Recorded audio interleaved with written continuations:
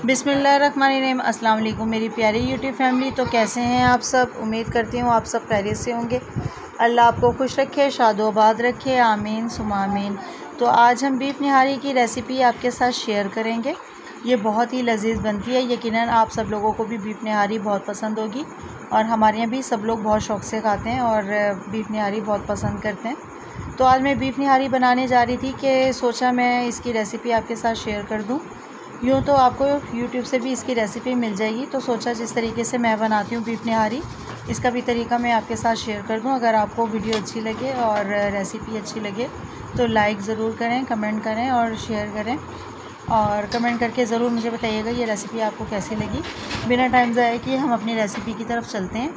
तो यहाँ पर जो है मैंने 2 किलो बड़ा गोश्त लिया, जिसमें 3 जो हैं वो नलियाँ मैंने शामिल की हैं गोश्त में। 3 पाव जो है हम इसमें घी ऐड कर देंगे।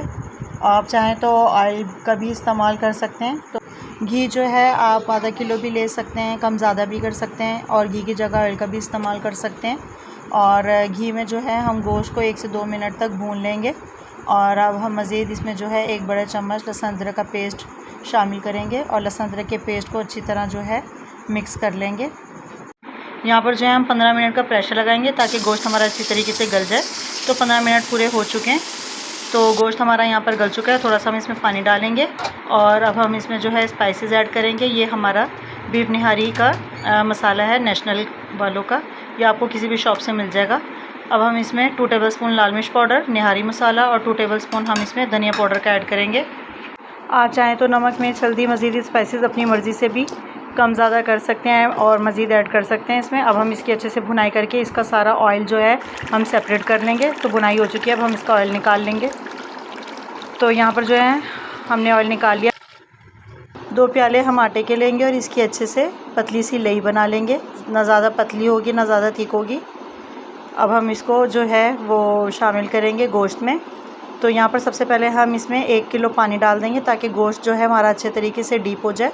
ये देखें, और तकरीबन किलो ही हमने पानी लिया था, जिसमें हमने 2 प्याले आटे के डाल के उसकी पतली सी ये देखें लेई बना ली।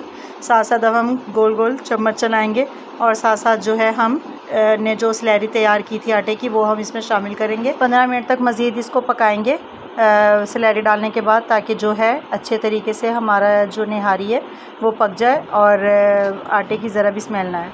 तो यहाँ पर जो है हम आपको डिश आउट करके दिखाएंगे। निहारी हमारी जो है पक चुकी है और ये देखें इसकी जो वो है ग्रेवी कितनी थिक रखी है, ना ज़्यादा पतली है ना ज़्यादा थिक है। और अगर आपको हमारी ये रेसिपी अच्छी लगी हो तो इसको ज़रूर लाइक करें, शेयर करें, सब्सक्राइब करें। इससे हमारी हौसला अफजाई होती है और बेल आइकन का बटन ज़रूर प्रेस करें ताकि हमारी हर आने वाली वीडियो जो है आप तक पहुंच सके। उम्मीद करती हूँ कि आपको हमारी ये जो बीफ निहारी है पसंद आई होगी। अब हमने जो अदरक और हरी मिर्ची और नींबू जो काटे थे, अब हम इसको जो है स्प्रिंकल कर देंगे बीफ निहारी पर। इससे जो है मज़ा जो है टेस्ट जो है वो निहारी का दुबाला हो जाता है।